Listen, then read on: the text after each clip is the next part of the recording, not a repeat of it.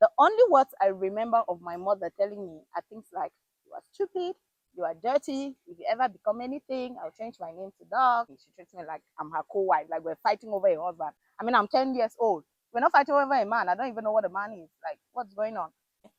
I got pregnant at 17. Like, I was dying, literally. And she left me there. And she went. The reason why I asked you guys to put a figure to it is when you put a figure, it begins to become a little bit more closer to the thing. And there are figures you have called that you may think it's so impossible, but I bet you have no idea.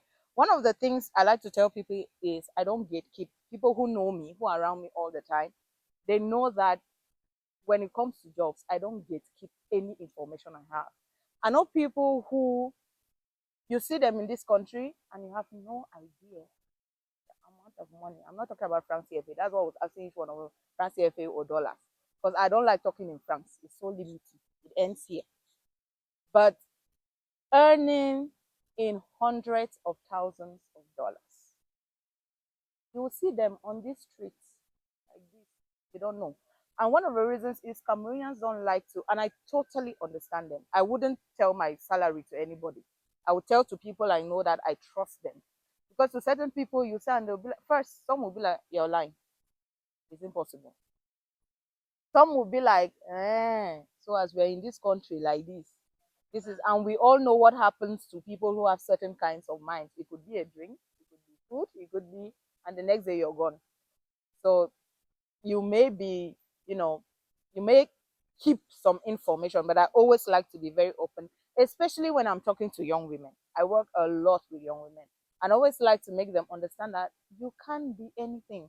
Now, if there's one thing about me, is I am a go-getter. I don't stop. I'm like a train. I go. I don't care what's happening. And a lot of you here, you spoke about backgrounds, like where you come from. If you saw me in 2021, even like 2022, early 2022, and I told you that I would be whatever it is I am today, you say, eh? See the one? You say was on room for bonus. You don't have it for you wouldn't have believed. I used to tell my friends, I told them it's not because that was confess one fella. I'm not like you people. Then they'll be like, ah, you. But now, every time they use me as an example, they begin to say, hi, Noella. Noella of yesterday like this, that were with Noella. See, that's why I like to tell people, until you know someone, don't put a tag on them, possible. And you wouldn't know that out of maybe 200 girls that are in that place, and I am among, I am actually working. While people are doing their stuff, I am working. And a lot of people didn't used to believe that. So back to background. I just said I'm a recent author. I don't consider myself a published author because this is not the kind of book I wanted to write. But I had to write this book. This is the first time I'm talking about it like in a physical public space. It's called Unlearning, Breaking Free, a transition from lovelessness. This is my story from age 10 up till now. And it is a whole journey. There are things you read about here that I wouldn't even want happening to any young. I'm not talking about rape because when you talk about things, people feel like rape is the worst thing. It is a bad thing. But I tell you, lovelessness of yourself or from yourself, sorry, not of, and from people around you, it can do anything to you. And my story starts with my mother, right? My mother is the kind of person I very little, even up till now, I still like to think I still have it. I am an extremely intelligent human being. Like extremely. Today I can say it, but at first, even when people said it around me, all the things everyone was saying yesterday, I would say, ah. GCE for me was like, those all those things they call A grades. I'm like, what is this? If there was anything beyond the A grade, I would have had it. I didn't need to read. I didn't like right from very little. Even my sister, she was here with us, Yvette. I have this thing, my mind just you don't need to say it twice. Like my whole phone book, my whole contacts, most of my contacts, like I actually have your contact in my head. I have people's contacts in my head. Not because I sat down and I cramped it, but I just look at them. Now you would think that a child like that growing up in a home, a mother would want to do everything to give that child the best. And even if you do not have that best, you want to make sure that at least let me try. At least my try would be my picking. But no, I was actually, my mom has four daughters. I'm the third. And I was actually the one with the most chastisement. The only words I remember of my mother telling me are things like, you are stupid, you are dirty, if you ever become anything, I'll change my name to dog. All of that is inside here. I don't want to talk a lot. But then I grew up in that, right? So I grew up in that space where from my 10, I say from 10 to 11 because before 10, I was living with my aunt. And with her, it was, I was really like a child. It was everything a child would say until we lost her. And then I had to go back to the village to live with my biological mom. And in my mind, when I was in town, I used to conceive my mom to be a mom until I got there and I noticed there's a chapter here, I think it's the second, and the title is Banya, because that's the way my mom treats me. She treats me like I'm her co-wife, like we're fighting over a husband. I mean, I'm 10 years old. We're not fighting over a man. I don't even know what a man is. Like, what's going on? But this is the way it was. And right from there, I got pregnant at 17. My son is 11 today.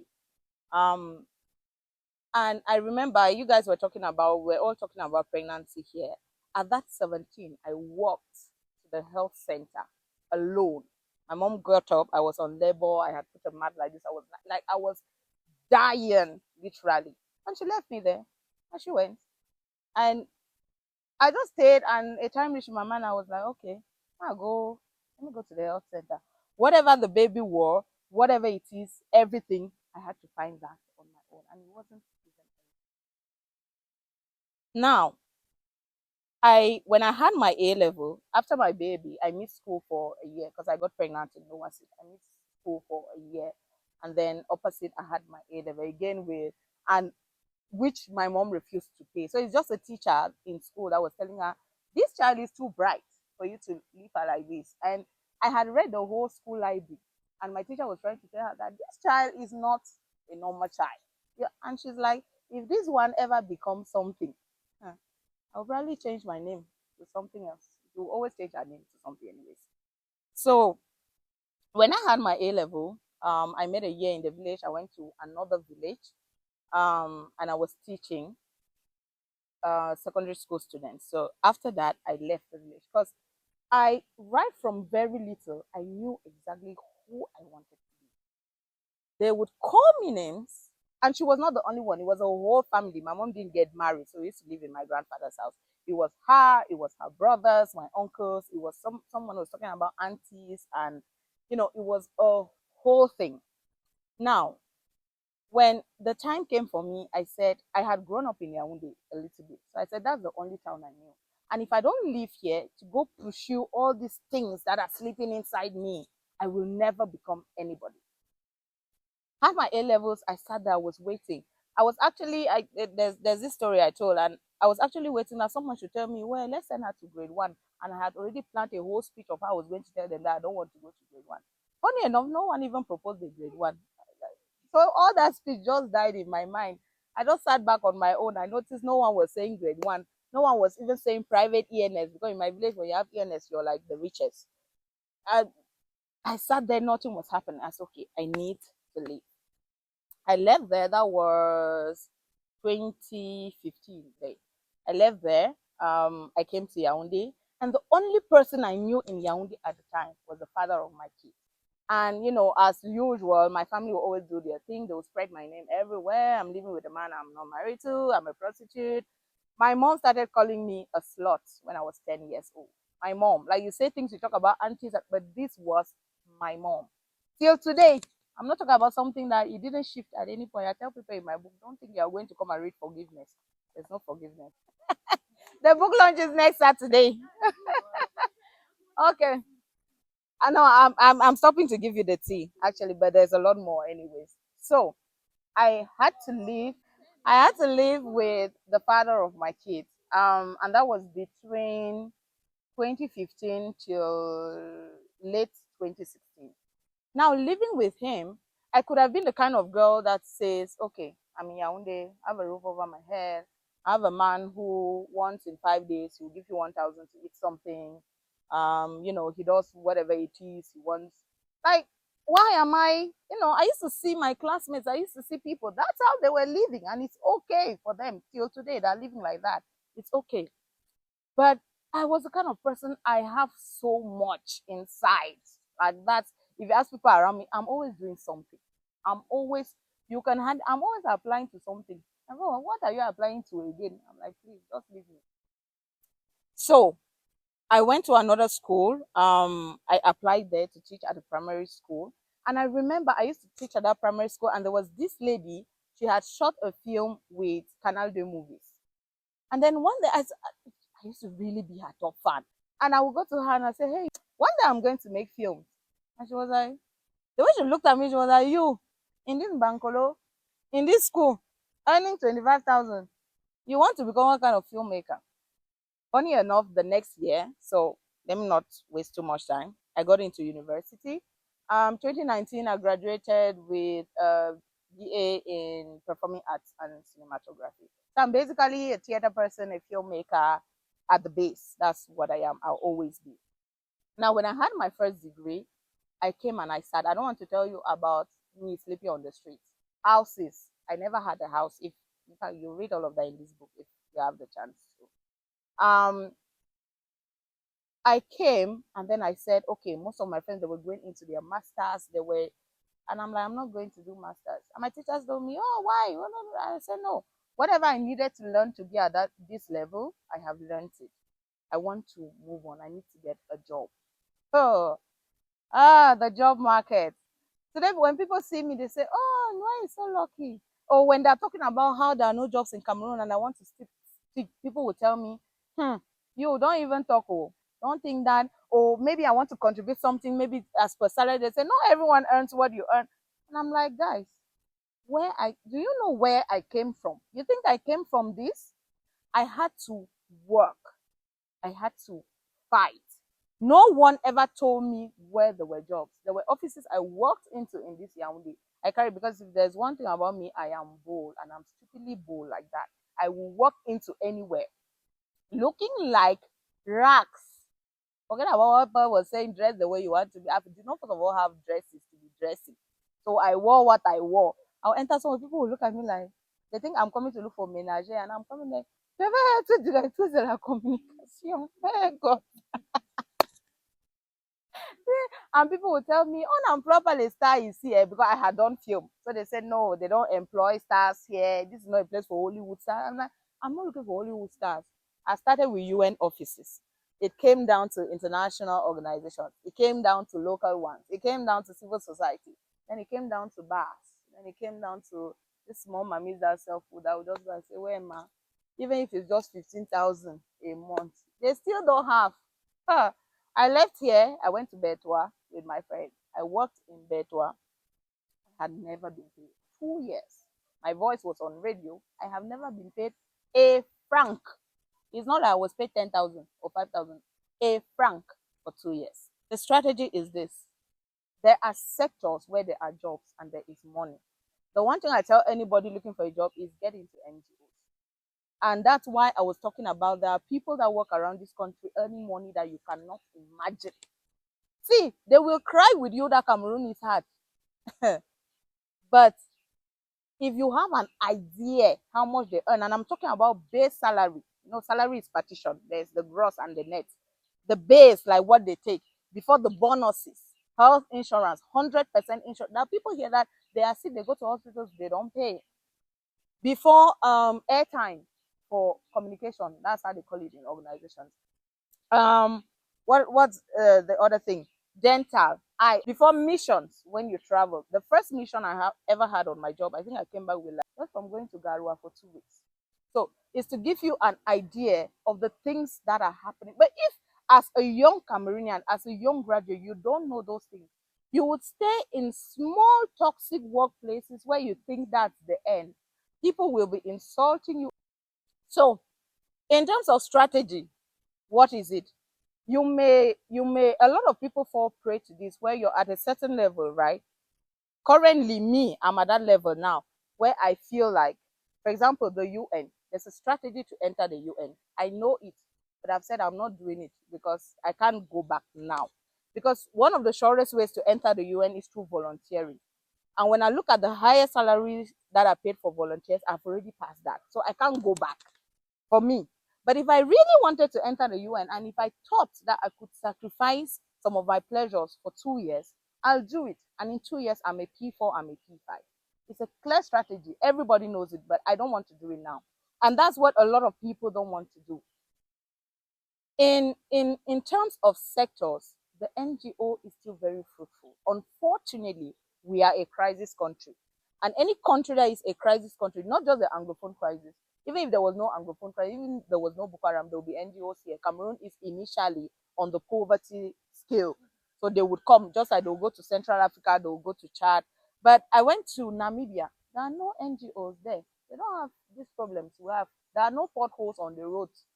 They are at their own level. So fortunately for us, job seekers, we are a crisis country. So these NGOs would come. Now, NGOs launch every month, you will see a position that is open. Now, those positions, they are strategic areas in which you need to look for jobs. For example, communication is a transversal field. There's nobody that does not need a communication person. Whether it's assistant officer, director, chief, whatever, they will need communication. They will need accounting. They will need monitoring and evaluation. These are things that I had to study and fathom them on my own. But today, because I know, I easily tell people, and they don't even know it, that there are strategic areas where there are jobs and you need to get them. Now, for example, let's say you were a nutritionist, right? There are organizations that are doing the FAO, for example. That's what they do. Even where I work for a craft, they do that. But they can launch like one position for a nutritionist in a year. And the competition is mad. You would not get it. But me, as a communication person working, every day, even right now, when we're just talking, I was looking at my phone. Every day there's a communication position. I work remotely. I work from home. I don't go to an office. So it is to tell you that there are so many opportunities. And if you are not in one of these fields, right, it is okay. It's not like you should start feeling like, oh, why did people go to school and study communication? And me, I didn't study communication. That's another strategy now I want to talk about. When I came out of school, I used to go to my phone. That time I used to have one funny Itel phone. And I would go and type jobs in Cameroon. When people were a lot on Facebook, it's not like I'm not on Facebook. I'm a big Facebook person, big LinkedIn person. But you need to be able to use the tools that you have. Your phone is not just for social media. Make Google your best friend. And the good thing is Google is as basic as, go to Google right now, jobs in Yaoundé, December 2024, you will see jobs that are open. That's how fast and responsive it is. So I used to go and search for those jobs and I'll be seeing like the type of thing that I can do. So I used to see communication a lot. And how did I know that I could be a communications person? I know that I'm an excellent writer when it comes to writing, like since primary school. I read like when I was like in class 6 or 7, I had read like Jane Eyre, I had read the Sheldon Book of Verse, I had read 12th Night, all this Shakespeare stuff. Yes, I used to explain them to my sister. I remember even when my sister was reading O-level, I was the one reciting the poems in the Sheldon Book of Verse for her. So she used to do it. I mean, I was doing it thinking that she likes me too much. I don't know that she's tapping, but the information. So I'm someone that I will always be researching something. So when I saw it, I knew that I write very well. I'm a great speaker. I'm perfectly bilingual. I work in French and in English. And I was like, okay, it means I can apply for this job. And then see me, I used to go and apply for UND1 position. Like those are director positions in the UN. Me with bachelor's degree, I'm going there to apply because that time I didn't understand how it works. I didn't know that jobs were at levels. I didn't know that it was per categories and that organizations were different. Over time, people were saying here they've applied to 50 jobs. If you get into my email, and it's to tell people, and that's the same thing I say to people who tell me today I am lucky. I said, let me get into my email a little bit. And you check I started looking for jobs even before finishing university. And you check my email. And if you can count, because I can't count, if you can count, go, and those are just the ones that leave the digital print. Others you apply on their systems online. Now, when I did that, bit by bit, I started seeing more and more jobs. So sometimes I would see another thing in communications. The next thing I saw now was social media. You needed to be social media savvy. And then social media was really, just pretty simple as a comms person. You just post online. And now you have like analytics, you have data, you have AI, and because AI is not just chat GPT. So after I did that, I began to understand bit by bit different organizations. That's why in any organization in this country, I know somebody there. They don't even know that I know them. They don't even know me. For example, Nina. I know Nina like since I've been following her on LinkedIn since then. That's one other thing. You start looking for people. I don't know why they always say you're jealous of people who are more than you. I don't have that in me. If I see you and you're more than me, I want to know. Now, what do you use? And I've come to even pass people that I used to look up to. Now, connections. LinkedIn is like the one thing. It's not about, I think I have like what, 1,000 followers on LinkedIn. It's not about followers, but the jobs I've got to do, the people I know. Sometimes I go to countries and I meet people there and say, oh, I know you. So you know me. Where do you know me? I'm like, okay, you're on LinkedIn. I say, oh. And it's not to say that the moment you follow someone, for example, if I'm talking now, you follow me on LinkedIn now, maybe you message me, maybe I'll come and message you, you already have a job. That's not how it works. And one of the things you need to know is what? You are on your own. You are on your own. If you don't get it done, nobody is going to do it for you. I have no job. Sometimes, I'm going to be very honest with you, I feel like this and my salary enters. I'm like, hey, is this really me?